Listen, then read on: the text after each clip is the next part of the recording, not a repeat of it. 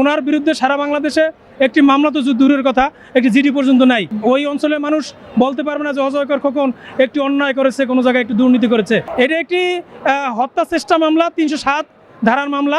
আসামি অজয়কর খোকনকে গুলশান থানার একটি মামলায় পুনঃগ্রেপ্তার দেখানোর জন্য আয়ু সাহেব বিজ্ঞ আদালতে উপস্থাপন করেছেন। এই আসামি বিগত 6 মাস পূর্বে এই গুলশান থানার অন্য একটি মামলায় সন্দিগ্ধ আসামি হিসেবে গ্রেপ্তার হয়েছিলেন।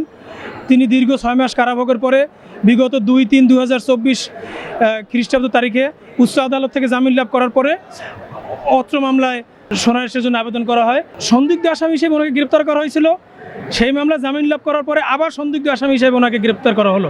আজকে বিজ্ঞ আদালত আবেদনটি মঞ্জুর করেছেন এবং এই আসামি বিগত 1998 থেকে 2001 সাল পর্যন্ত ছাত্রলীগের সাধারণ সম্পাদকের দায়িত্ব পালন করেছেন দীর্ঘ 28 বছর পূর্বে। এবং উনি ছাত্রলীগের সাধারণ সম্পাদক থাকাকালীন উনি বাংলাদেশের সকল গণতান্ত্রিক আন্দোলনে উনি অংশগ্রহণ করেছেন।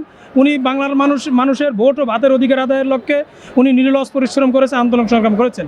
উনি বিজ্ঞ আদালতে এই কথাগুলো বলেছেন এবং ওনার বিরুদ্ধে সারা বাংলাদেশে একটি মামলা তো দূরের কথা, একটি জিডি পর্যন্ত নাই। এটা উনি হলফ করে বিজ্ঞ আদালতে বলেছেন। এবং উনি আরও বলেছেন উনি বিগত 4 থেকে 5 বার বাংলাদেশ আওয়ামী লীগের মনোনয়ন প্রত্যাশী ছিলেন নিকলি এবং বাজিতপুর থেকে।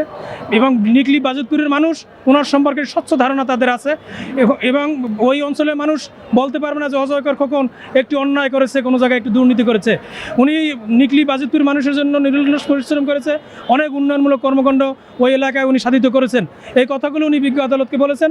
আমরাও বলেছি, প্রসিকিউশনও বিজ্ঞ আদালতকে বলেছেন। উভয় পক্ষের সর্বনান্তে বিজ্ঞ আদালত এই মামলার যে সোনারেশের আবেদন, সেই আবেদনটি মঞ্জুর করেছেন। ইনশাল্লাহ আমরা আশাবাদী ওনাকে যে মামলায় গ্রেপ্তার করা হলো, এই মামলাটির একটি সন্দিগ্ধ আসামি হিসেবে উনি গ্রেপ্তার হয়েছেন। এই মামলায় এজাহারে ওনার নাম নাই এবং ওনার সারা বাংলাদেশে ওনার বিরুদ্ধে কোনো মামলা নাই। এটা একটি হত্যা চেষ্টা মামলা, 307 ধারার মামলা এবং বিস্ফোরক দ্রব্য আইনের মামলায় ওনাকে গ্রেপ্তার দেখানো হয়েছে। এবং আমরা আশাবাদী, যেহেতু ওনার এজাহারে নাম নাই, ওনার সারা বাংলাদেশে কোথাও কোনো মামলা নাই, পিসিপিআর নাই, অতএব উনি এই মামলায় জামিন পাবে বলে আমি বিশ্বাস করি। দেশে দেশে সবার সাথে দ্য নিউজ।